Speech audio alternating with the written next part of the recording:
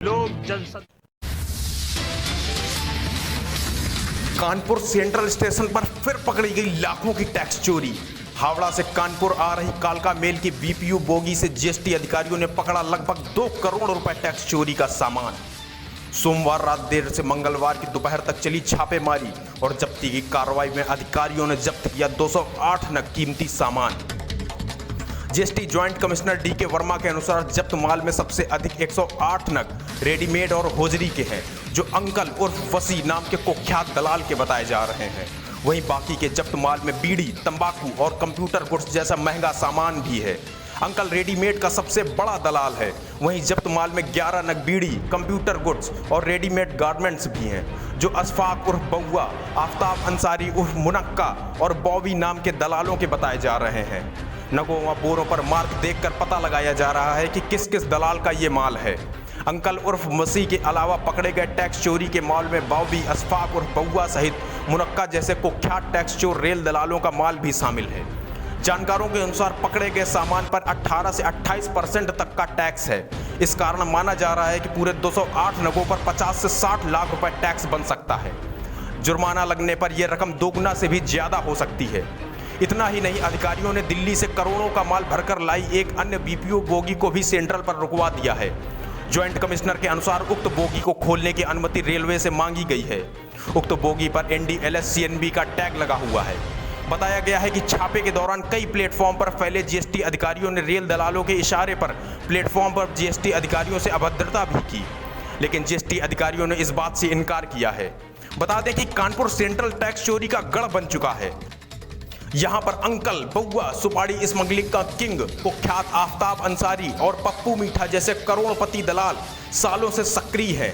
इन सबको समय समय पर जीएसटी विभाग में केशव लाल जैसे महाभ्रष्टाचारियों और शासन प्रशासन में बैठे लोगों का सहयोग मिलता रहता है।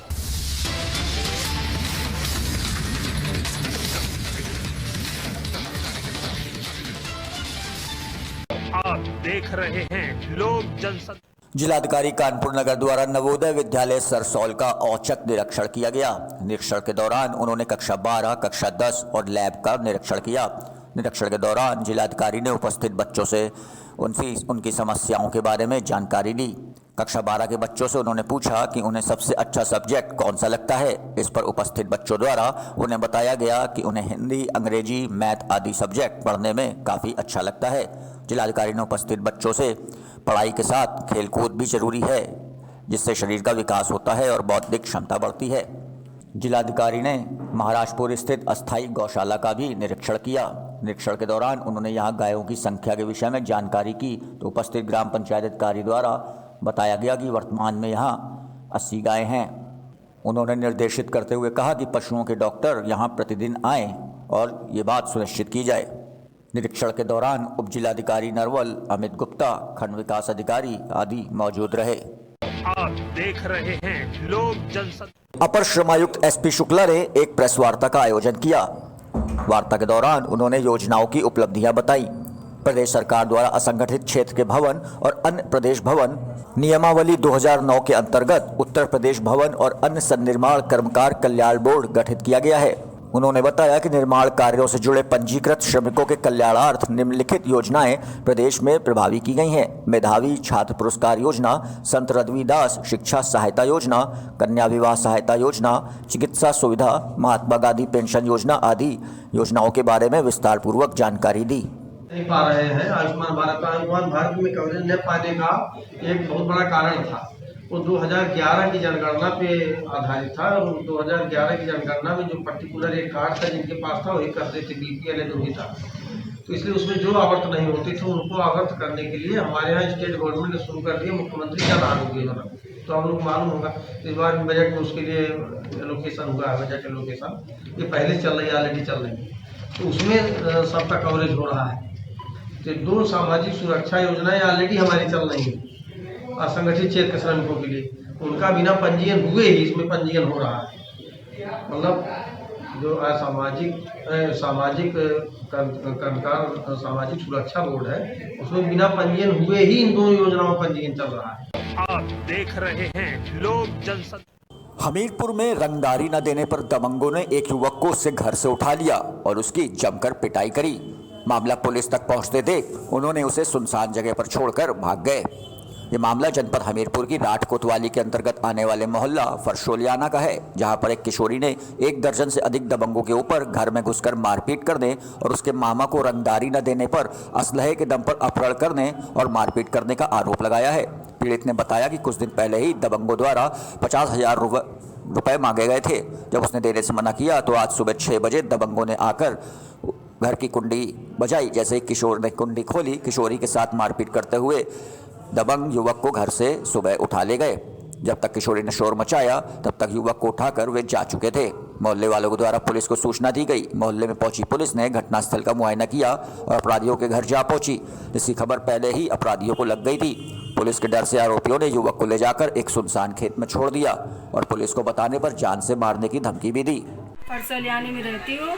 आज सुबह 6 बजे कुछ लोगों ने आके मेरे दरवाजे की कुंडी खटखटाई और हम जब बाहर आए देखा तो काफ़ी लोग थे। सूरज यादव, शैलेंद्र यादव और रमेश यादव और मोना यादव, इतने लोग थे मेरे पास। और मैंने एकदम देखा, पूछा, मेरे मामू को पूछने लगी। मैंने पूछा कौन हो तुम लोग, तो मैंने दरवाजे लगाए तो उन लोगों ने दरवाजे खोल दिए और मुझे धक्का वक्का वगैरह किया, बाल पकड़ लिए मेरे और गाली गलौज वगैरह करी।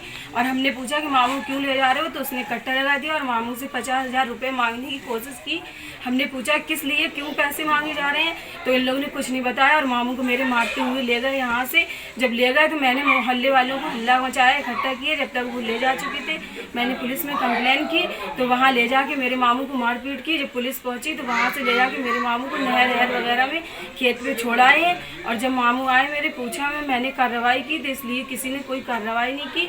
और हम इसलिए सरकार से निवेदन चाहते हैं कि पुलिस में कि हमारी इस बात में कानूनी और कार्रवाई की जाए। आप देख रहे हैं लोक जनशक्ति।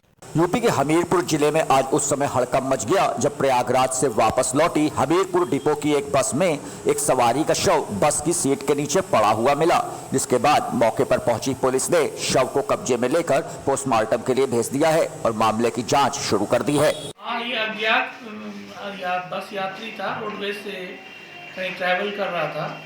उसका मैंने ब्रॉड डेथ था, मतलब अस्पताल जब लाया था तो उससे काफ़ी पहले ही उसकी डेथ हो चुकी थी। कैसे डेथ हुई है, क्या कारण? कुछ बताया नहीं जा सकता भैया, पोस्टमार्टम होगा, पोस्टमार्टम से साफ होगा क्या है। आप देख रहे हैं लोक जनशक्ति। सीतापुर के बिस्वा में चोरी की घटनाएं रुकने का नाम नहीं ले रही हैं। कोतवाली इलाके के मोहल्ला झज्जर में अज्ञात चोर ने करीब आधा दर्जन घरों को निशाना बनाकर लाखों के जेवरात और नकदी पर हाथ साफ कर दिया है। घटना का वीडियो पास में लगे सीसीटीवी कैमरे में कैद हो गया है। वीडियो में बेखौफ चोर अपने पैंट में असलहा लगा रहा था। सूचना मिलते ही मौके पर बिस्वा कोतवाली प्रभारी निरीक्षक इंद्रजीत सिंह चौहान, उप निरीक्षक आलोक धीमान अपने दल बल के साथ मौके पर पहुंचे और जांच पड़ताल में जुट गए। समथिंग वो 2 और 4 के बीच में चोरी हुई है सर। अच्छा, कहाँ रहते हैं आप? मोहल्ला झज्जर। लगभग कितने की चोरी हुई होगी? लगभग 10-12 लाख की। अच्छा, कोई सूचना कोतवाली में दी है? हाँ दिया है। पुलिसकर्मी मौके पर 112 नंबर बुलाए, रात में आए थे, आ गए थे वो। आप देख रहे हैं लोक जनशक्ति। सीतापुर जिलाधिकारी विशाल भारद्वाज व पुलिस अधीक्षक आरपी सिंह सीतापुर द्वारा संयुक्त रूप से जिला कारागार का आकस्मिक निरीक्षण किया गया। निरीक्षण के दौरान अपर जिलाधिकारी, अपर पुलिस अधीक्षक उत्तरी, अतिरिक्त मजिस्ट्रेट सदर, क्षेत्राधिकारी सदर व क्षेत्राधिकारी नगर, प्रतिसार निरीक्षक रिजर्व पुलिस लाइन्स सीतापुर, थाना हरगांव, मिश्रिक, इमलिया, सुल्तानपुर, रामकोट, महिला थाना के प्रभारी निरीक्षक अपने हमरावर के साथ मौजूद रहे। आप देख रहे हैं लोक जनशक्ति। सरकार किसानों की आय दुगनी करने का झूठा वादा करके कृषि कानूनों के बहाने उद्योगपतियों के हाथों किसानों को गिरवी रखने का कुचक्र रच रही है। ये बातें किसान नेता उमेश पांडे ने संयुक्त किसान मोर्चा के बैनर तले आयोजित हरगांव तीर्थ स्थल पर किसानों की एक बैठक में उपस्थित लोगों को संबोधित करते हुए व्यक्त किए। उन्होंने कहा कि जब तक इन कृषि कानूनों को वापस नहीं लिया जाता तब तक किसान चुप नहीं बैठेगा। भारतीय किसान मंच के प्रदेश अध्यक्ष शिव प्रकाश सिंह ने जनपद सीतापुर में धारा 144 लागू किए जाने का विरोध करते हुए कहा कि त्योहारों का केवल बहाना है। त्योहार तो पूरे देश में मनाए जाते हैं, लेकिन सीतापुर जनपद में किसानों द्वारा कृषि कानूनों के प्रति बढ़ते आक्रोश को देखते हुए ये सरकार की दमनकारी नीति है, जिसका हर कदम पर विरोध किया जाएगा। आप देख रहे हैं लोक जनशक्ति। यूपी के सीतापुर में ग्राम परसेहरा के निकट एक अज्ञात ट्रक ने बाइक सवार 2 लोगों को जोरदार टक्कर मार दी, जिससे मौके पर ही उनकी दर्दनाक मौत हो गई। अभिषेक अवस्थी पुत्र योगेंद्र अवस्थी और आकाश मिश्रा पुत्र राम नरेश मिश्रा बिस्वा के मोहल्ला कैथी टोला के रहने वाले थे। मौके पर पहुंची पुलिस ने शवों को कब्जे में लेकर पोस्टमार्टम के लिए भेज दिया है। वहीं घटना के बाद से परिजनों का रो रो कर बुरा हाल है। आप देख रहे हैं लोक जनशक्ति। सीएए एनआरसी धरने में जान गंवाने वाली छात्रा तैयबा की बरसी बनाई गई। घंटाघर धरने में जान गंवाने वाली तैयबा की बरसी विधायक आलम बदी ने मनाई। इस दौरान तैयबा के परिवार वाले भी मौजूद रहे। वहीं छात्र नेता पूजा शुक्ला भी बरसी में शामिल हुई। इस दौरान आलम बदी ने परिवार से वादा किया कि अखिलेश यादव की सरकार बनने पर पीड़ित परिवार को सरकार की ओर से पेंशन की मदद दी जाएगी। वहीं उन्होंने कहा कि सीएए एनआरसी के खिलाफ हमारा विरोध आगे भी जारी रहेगा। हुसैनाबाद घंटाघर के शहरियत तरमीमी कानून के खिलाफ धरने पर मुस्तकिल महीनों सर्दी की सख्त तरीन रातों में खुले आसमान के नीचे रात गुजारती रही। हुक्मरानों ने तिरपाल तक लगाने न दिया। नागहानी रात में बारिश में भीग जाने के सबब बीमार पड़ गईं। चंद रोज़ अस्पताल में ज़ेरे इलाज रहीं। अल्लाह ने इनके मुक़द्दर में शहादत लिखी थी। 22 फरवरी सन 1920 को 23 फरवरी सन 1920 को इंतकाल कर गईं। तैयबा मरहुमा कहने पर हम दिली रंज-ओ-गम महसूस करते हैं। आप देख रहे हैं लोक जनशक्ति। सुल्तानपुर के ब्लॉक दूबेपुर गांव पकड़ी में मिशन कायाकल्प का आयोजन हुआ। सुल्तानपुर पुलिस की पहल मिशन कायाकल्प के अंतर्गत वन्यजीव अपराध में संलिप्त पकड़ी गांव दूबेपुर ब्लॉक थाना कोतवाली देहात में सीडीओ अतुल वत्स के निर्देश पर विकास कैंप का आयोजन किया गया, जिसके तहत 14 विभागों के स्टॉल लगाए गए। सरकार की योजनाओं का सीधा लाभ ग्रामवासियों को देने के लिए उनका पंजीकरण कराया गया। जिलाधिकारी रवीश गुप्ता और पुलिस अधीक्षक सुल्तानपुर डॉक्टर अरविंद चतुर्वेदी द्वारा पकड़ी गांव के लोगों को सरकार की योजनाओं के बारे में जानकारी दी गई। यहाँ पर मिशन कायाकल्प सुल्तानपुर पुलिस की पहल है, उसके अंतर्गत यहाँ कार्य जनवरी से आरंभ किया गया था।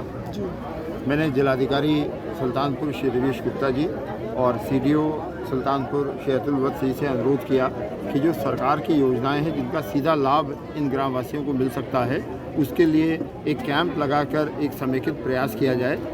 जिलाधिकारी और सीडीओ महोदय ने अपने जो संबंधित विभाग हैं उनका यहाँ कैंप लगाया है, जिससे कि यहाँ ग्रामवासियों को सीधा लाभ मिल सके। हम लोगों का जिला प्रशासन और पुलिस का मिलकर ये प्रयास है कि हम इनके जीवन में एक आमूल परिवर्तन लाएं, इनकी सोच में परिवर्तन लाएं, इनके व्यवसाय में परिवर्तन लाएं और इनके बच्चों की शिक्षा में परिवर्तन लाएं। इसके लिए प्रयास किया जा रहा है। ये बड़ा सुखद अनुभव है कि गांव के लोगों से बहुत अच्छा सहयोग मिल रहा है।